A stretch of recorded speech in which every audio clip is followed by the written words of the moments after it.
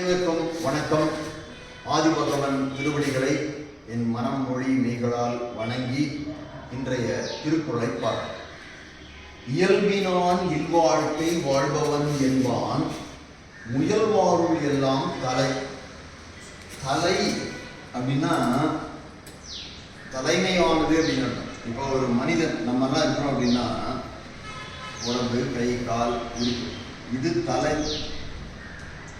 இது கழுத்துன்னு வச்சுக்கலாம்.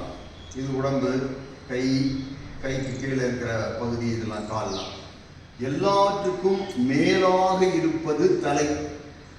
தலைக்கும் மேல் ஒரு உறுப்பு இல்லை. தலைதான் மேலான உறுப்பு. இந்த எண் சான் உடம்புக்கும் சிரசே பிரதானம் அப்படிமா. ஒன்று இதில் மூளை இருக்குதுங்கிறது ஒன்று. ரெண்டாவது இந்த இதுக்கு உயர்வான பொருள் இல்லை நமக்கு இருக்கிறதுலையே ரொம்ப கால் தான் கீழே இருக்கு, பாதம்.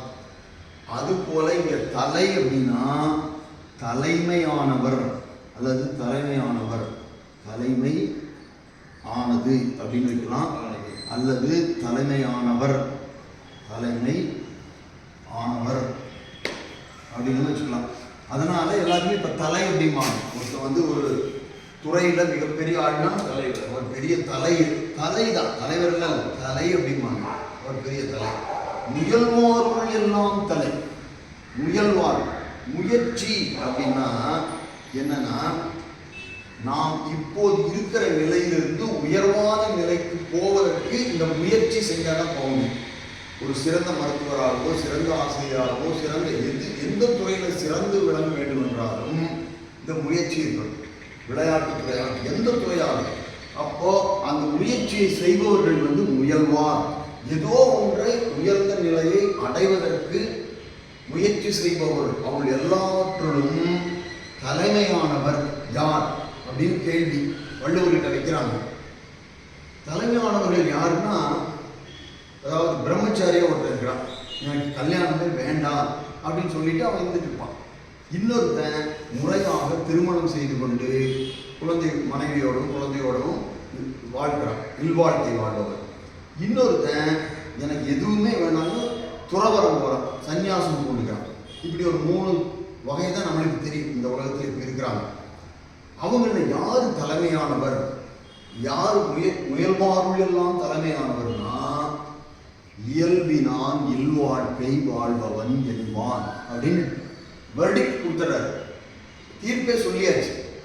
அப்ப நீ எந்த முயற்சி, எதை அடைய வேண்டும் என்று முயற்சி பண்ணினாலும், வீடு பேரு அடையணும்னு ஆசைப்பட்டாலும் என்ன பண்ணணும்? நீ காட்டுக்கு போய் இமயமலையில் போய் தவம் பண்ணாத. ஒரு நல்ல குடும்பஸ்தனா இருக்கு, ஒரு இல்வாழ்க்கை வாழ்வனா இருக்கு. அது எப்படி இருக்கணும்னா, இயல்பினான் இல்வாழ்க்கை வாழ்வன் என்பான். சும்மா வீட்டில் கல்யாணம் பண்ணிட்டு இருக்கிறவன்லாம் கண்டதே காட்சி, கொண்டதே கோணம் அப்படின்ட்டு அவனுக்கும் மனைவி இருப்பாங்க, குழந்தைகள் இருப்பாங்க, இல்லில் தான் வாழ்வான். அவன் வாழ்பவன் அல்ல. அவன் முயல்வார்கள் எல்லாம் தலை கிடையாது. அப்ப யார் அப்படின்னா, இயல்பினான் இல்வாழ்க்கை வாழ்பவன். இயல்பு என்ற சொல்லுக்கு இலக்கணம் என்று ஒரு பொருள். இலக்கணம் அதாவது தமிழ்ல ஒரு சொல் பல பொருளை குறிக்கும். இந்த இடத்துல இயல்பினான் இல்வாழ்க்கை வாழ்வதுன்னா, இல்வாழ்க்கைக்கு 17 இலக்கணங்களை திருவள்ளுவர் சொல்றார். அதை நம்ம அடுத்த வகுப்புல பார்க்க போறோம். அந்த 17 இலக்கணங்கள் படி 17 பண்புகள். ஒருத்தவங்க மனைவியோட குழந்தைகளோட இல்லத்தில் வாழ்றான்னா, அந்த 17 இலக்கணப்படி வாழ்பவன் தான் இயல்பினான் இல்வாழ்க்கை வாழ்பவன். அவன்தான் முயல்வார்கள் எல்லாம் தலை என்பது இந்த குறளின் பொருள். நாளை இனி வர வகுப்புல எல்லாம் அந்த 17 இலக்கணங்களை நம்ம முறையாக பார்க்க போறோம். நன்றி, வணக்கம்.